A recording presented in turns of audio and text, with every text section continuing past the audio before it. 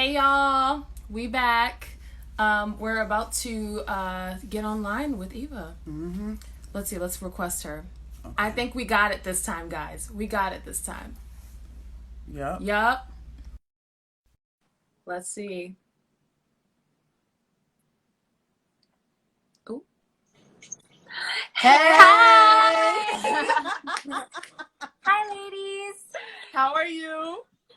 Unemployed. Oh Just my. kidding. I'm employed. How are you guys doing? We're good. We're good. Thank you for asking. Thank you so Good. much for joining us today. Of course, absolutely. All right. So I'm just going to jump right into it. The first question I wanted to talk to you about is about casting. So you're known for the work you've booked in Miss Saigon and Hadestown. And what I wanted to know, with that in mind, and with all the roles you aspire to book in the future, do you believe, or do you believe in this notion of what do you call it, typing? Mhm. And how do you think it has affected your career so far? What do you mean by typing? I don't know this term, like typecasting. Yeah. Yes. Yeah, okay. I'm gonna be honest with you guys. Go ahead. I think this whole typing thing is moving slowly but surely. I know that the things that I've been in the room for finals for have always been like, I felt like I was the token like actress of color against somebody who was not. And I don't know, I always felt like it was to appease the board of like, at least we had her in finals. I understand the role goes to the best person for the job. Totally get that. I just think, I don't know. Miss Saigon is an extremely problematic show, so I understand that. So I'm more excited about having been like Eponine and Eurydice, because those are like predominantly white roles. And like especially the Greek myth of Eurydice, like she didn't say anything. So I'm very grateful for those opportunities, and I like pinch myself still the fact that I'm able to play those things. So yeah. Okay. Well, before we go to the next question, do you have an idea of what kinds of roles you would like to play in the future? I mean, I'm gonna be bold enough to say writer director roles, because I've been watching TV shows with my partner and just been like a little disappointed of like things that pop out. It's like the lack of like expression, the lack of like passion that's popping out of the screens nowadays for some. And I don't know. I feel like when you cast people based off their talent and you don't think of like, we need to cast token actors. Yeah. You can always tell that it's a passion project. But if you're gonna cast people based off like, let's get the ratings up, or let's be stylistic right now in who we're casting, it always makes it's a reflection of poor taste on everybody. So I would like to be on the other side, hopefully, to move things along, because I would like to not be the actress that has done Miss Saigon and can only do like South Pacific. That hit somewhere like, wow. Okay, so let's move to the next question. So we've seen since quarantine and everything's been going on that you've been teaching. I have. So how is that going online? It's been honestly like so much fun. I didn't know how much I would enjoy teaching until I did it. So I'm grateful for the opportunity that people have given me. But it's been nice because it's kind of you get to be there for somebody else, and honestly, the students are really there for you. Like yeah. I know sometimes performers need, I'm gonna say, just validation, because I feel like I don't give it to myself enough. But I'm very like, you're amazing, you're amazing, you're amazing. But I don't kind of give myself that self-compassion. So Absolutely. it's nice to give it to students, to people who are like, hey, I need help, and I'm like, let's work together on this. And then you're also incorporating your own thoughts and whatever. So it's really nice. It's a give and take for sure. It's really special.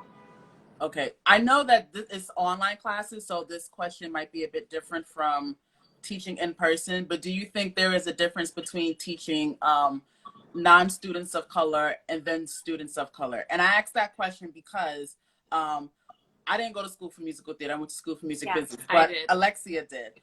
And she said there were certain conversations that she could not have with her teachers because they were white males, and she was stepping into the room as a Black woman. So there was just certain things that she did not know how to address, and if she did, they didn't have the answer for that. So if you choose, do you think you will continue to teach in-person classes and not just online. And I forgot the beginning of my question. Do you see that do you see that difference? I was like, I'm tracking you. I would love to continue to teach. I prefer teaching in person because I like to make sure I'm meeting the students' energy. So Right. if I can tell they're shy and insecure, I want to meet them at that place so we can rise together, rather than being like, I'm an actress, look at me with superiority. I hate that. Yeah. So, but I will say, I was one of 2 Asians in a middle school, high school that I went to for 7 years, and the only other Asian was in visual arts. And every time I see it, I'd be like, Sophia, what's up? My Asian sister. So Right. I felt like my teachers in school didn't really know where to place me, because I went to a school that was predominantly Black, and it was amazing. We had talent through the roof, and we were, oh my God, if I could go back in time and show everybody with like a camera strapped to my head, you guys would be blown the hell away. But I don't know. I just feel like there are certain things that I can relate to more if it's not a white student, or not if it's a somebody of a person of color or woman of color, because I can relate to a certain extent of like, why did your vocal teacher say you can only sing these songs? Don't listen to that. Why did your musical theater teacher say that you can only do monologues that are more mature? I don't like. There are certain things that I feel like certain students are given, and they're kind of like, this is how much room you have to grow. So once you hit the cap, you hit the cap. You gotta be okay with that. And then for some reason, other students are like, look at how much space. Look how many roles you can play. Look how many songs you can sing. Keep growing. Keep learning. So I hate that. Yeah. It makes me sad to think that that's still relevant today. It definitely is. I didn't graduate too long ago, and I went to a conservatory, and my teachers were great. They were absolutely perfect, but it was just that one thing that was blocking a certain knowledge that I needed, that I had to learn myself my first year out of school. Yeah. And I just remember there being like packages that they used to give out for auditions for a certain class, and you would just practice if you got a callback for certain shows. And I would literally get the same exact show that 2 other girls of my skin tone got. Like, we all would get the same thing, and if not at the same time, they just like rotated it throughout the year. Yeah. You know what I mean? So it's just like, my thing has always been like, you need more teachers who are women and who are of color, because you want students. Everyone now wants students, more women, more kids of color, because the world is growing and we want to see more people and shining in that light. And it's like, that light cannot really shine the way it's supposed to if it does not have the knowledge to shine, and or the mentorship to shine. Or the mentorship. That's what I feel like. I'm not at all talking crap at all. I did not go to college, and I have the opportunity to, but I just feel like if I were to be in a position of a teacher, I would want to meet the student where they need to be met. Yeah. Knowing that I have experience, and knowing that I might have something that helps them, I wouldn't want to say, here, let me lay out your career. I would say, let me look at your soul. Let me look at your insecurities and your fears, what you want to work on. Yeah. And let me know in the back of my head that, okay, I know that they have potential here. They might not see it yet, so let me just plant those seeds. But I feel like nowadays it's just like, people think, I know what's best for you. I've seen actresses like you before, so I know what's best for you. I remember in my high school, I had honestly, I don't know how it took me this long, but I had finally discovered Miss Saigon. And I talked to my auntie about it. She was like, I was in Miss Saigon. And I was like, where have I been? And I Give My Life for You, or Moving My Mind, to my music teacher. And he was like, oh, don't ever bring me Miss Saigon. You'll never be in Miss Saigon. But I remember being like, but this is like the closest, the most excited I've been about a role. Like, it's somebody who looks like me. Like, all I had was Mulan. Yeah. I'm not Chinese. Like, that's all I had. So why not meet me where I'm at, and know that I'm excited and passionate? Why don't you help water that if you're the teacher? Because I'll take what you say, and I'll be like, maybe he's right. Then I'll question myself for years to come. And that's an abusive relationship psychologically, I think, with like being like, your inspirations are not as important as my knowledge. Absolutely. I absolutely agree. So earlier today, when we asked how you were doing, you said employed. I wanted to ask you, what has the conversation been like between you and other theater professionals, whether it be producers, performers, directors, in regards to employment since the quarantine? Because now we just recently heard that Broadway is shut down for the rest of the year. So what you is told that? me, Playbill told me. Yes. I didn't get an email from Equity. Playbill told me. Hello? Anyway, Wow.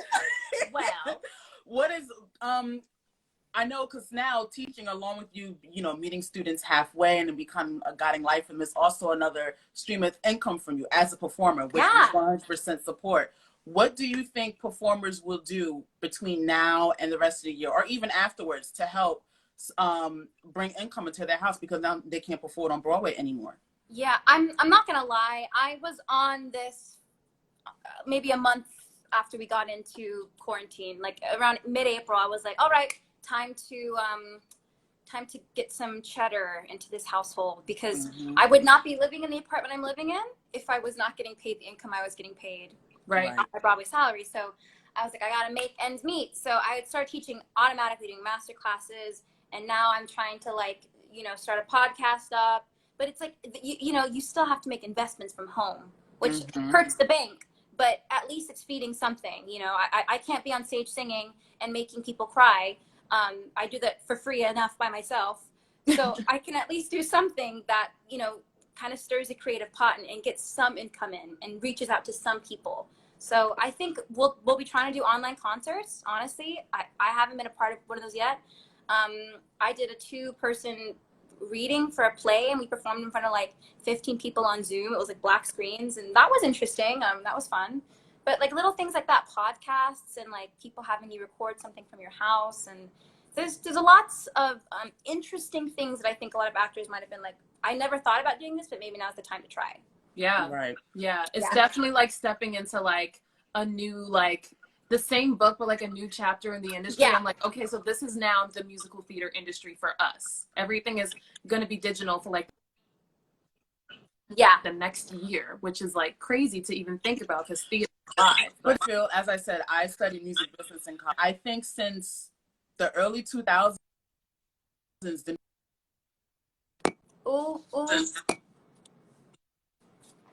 industry has there been... you are. Oh, can you see me? Can you hear us? I can see and hear you. I lost you for a second. Okay. We can hear you. We're back. Okay. All right, good. I was saying the music industry faced this kind of, but because of like stuff like, that's the word I'm looking for, and they have been forced to find into musicians' house using the internet.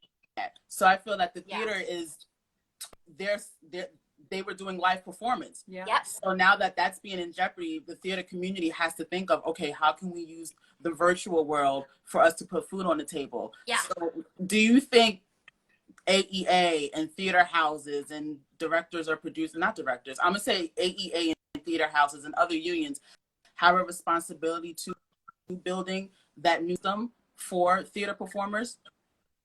That's tricky, because I feel like we as actors and performers, I feel like we kind of want to do it ourselves. Maybe I'm speaking it for me, but from somebody who now is like kind of floating and is kind of having to literally find work for herself and you know, literally anything that I have a passion in, that have fingers in the pot, I'm trying to see if I can make money from those things. So I feel like if there was any type of online theater community organization, whatever, that we could broadcast to people, I feel like that's something that I think actors would be very excited to start up by themselves, if that makes any sense. Whew. Yeah. Did I lose you guys again? Absolutely.